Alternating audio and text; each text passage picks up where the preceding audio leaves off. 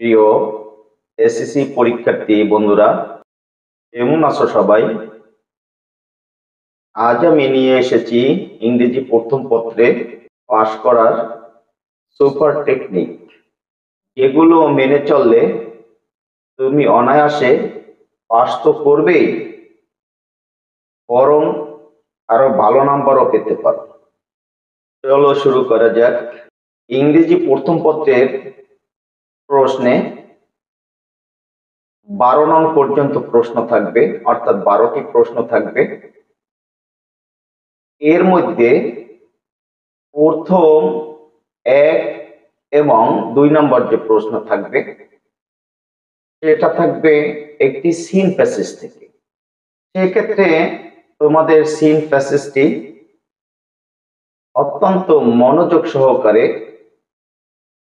তোমরা যখন প্রশ্ন হাতে পাবা অত্যন্ত মনোযোগ সহকারে পড়তে হবে।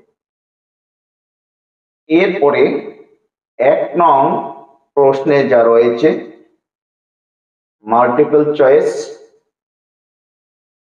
যাকে আমরা এমসিকিউ বলি, তাতে মোট 60টি এমসিকিউ থাকবে। প্রত্যেকটি এমসিকিউর নম্বর হলো 1 করে, তো 60টি এমসিকিউর নাম্বার হলো 7। প্রত্যেকটা এমসিকিউ প্রশ্নে 4টি অপশন থাকবে, যেটা প্যাসেজের মধ্যে থেকে তোমরা বুঝে শুনে 4টি অপশনের মধ্যে যে অপশনটি সঠিক সেই অপশনটি তোমরা খাতায় লিখবে। এখানে খাতায় লেখার কিছু পদ্ধতি রয়েছে, যেমন 1 নম্বর প্রশ্ন যখন লিখবে তখন তোমরা খাতায় লিখবে অ্যান্সার টু দি কোশ্চেন নং 1।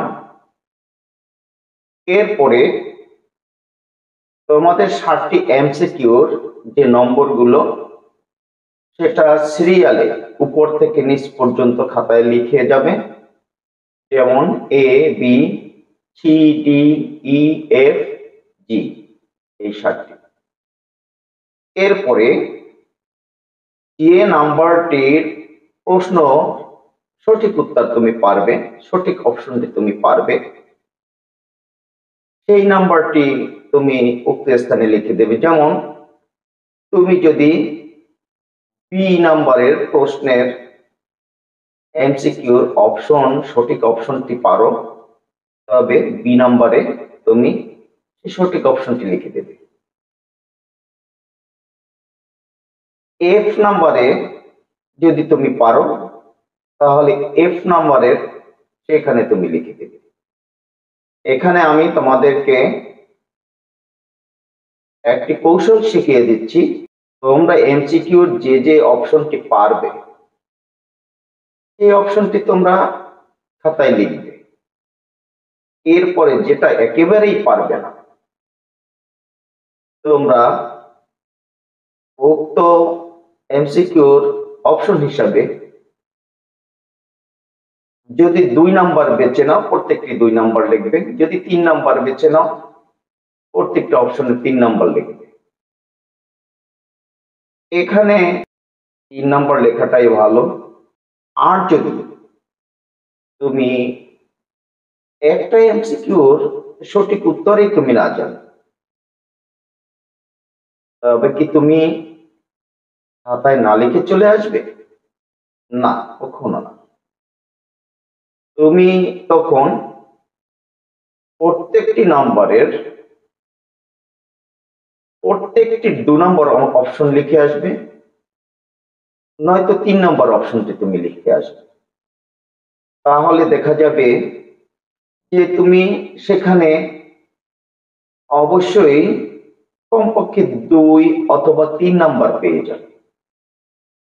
তুমি যদি না লিখে আসতা তাহলে তুমি তো 1 নাম্বারও পেতাম।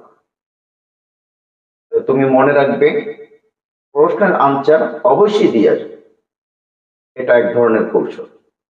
এরপরে 2 নং এ থাকবে প্রশ্ন, 5টি প্রশ্ন থাকবে, প্রত্যেকটা প্রশ্নের মান থাকবে 2 করে। সুতরাং 5টি প্রশ্নের বিপরীতে 10 নাম্বার থাকবে। তো বন্ধুরা, তোমরা যদি সুন্দরভাবে পারো বেশ ভালো কথা। যদি তোমরা আসলে প্রশ্ন প্যাসেজের মধ্যে থেকে মিল করতে একান্তই না পারো, প্রশ্নের অ্যান্সার যদি লিখতে একেবারেই না পারো, তাহলে তোমরা কি সেই প্রশ্ন লেখা 2 নাম্বার কি বাকি রেখে আসবে, না লিখে আসবে? না, কখনো না। এখানেও তোমাদের একটি কৌশল আমি শিখিয়ে দিচ্ছি। তোমরা দেখবা প্রত্যেকটি প্রশ্নের কিন্তু WH ওয়ার্ড দ্বারা শুরু হচ্ছে, যেমন what, where, when, how, why, এগুলো দ্বারা শুরু হচ্ছে। তোমরা প্রশ্নের অ্যান্সার লেখার সময় উক্ত WH ওয়ার্ড গুলা বাদ দিয়ে লিখবে। এরপরে অক্সিলারি ভার্ব বাদ দিয়ে সাবজেক্ট থেকে লেখা শুরু করবে, মানে বাকি অংশ লিখে যেখান থেকে মনে করবে যে প্যাসেজের সাথে এই প্রশ্নের যে অংশটুকু তুমি লিখছো, যে লাইনের যে সেন্টেন্সের সাথে মিল থাকবে সেই সেন্টেন্স তোমরা লিখে দেবে। যদি সেন্টেন্সের সাথে একান্তভাবে মিল না থাকে, তোমার ধারণা মতে তুমি যেটা স্বাভাবিকভাবে অর্থ অনুযায়ী মনে করবে যে এখান থেকে মিলে যেতে পারে, তোমরা প্রশ্ন থেকে অ্যান্সার ওইভাবে কৌশলগত লিখে যেটা তোমাদের সাধারণ ধারণায় মিলবে প্যাসেজ থেকে ততটুকু লিখে দেবে। তাহলে দেখা যাবে যে তুমি উক্ত প্রশ্নে কমপক্ষে 5 থেকে 7 নম্বর পেয়ে যাবে। তাই ওখানে যদি 1 নম্বর প্রশ্নে তুমি কমপক্ষে 2,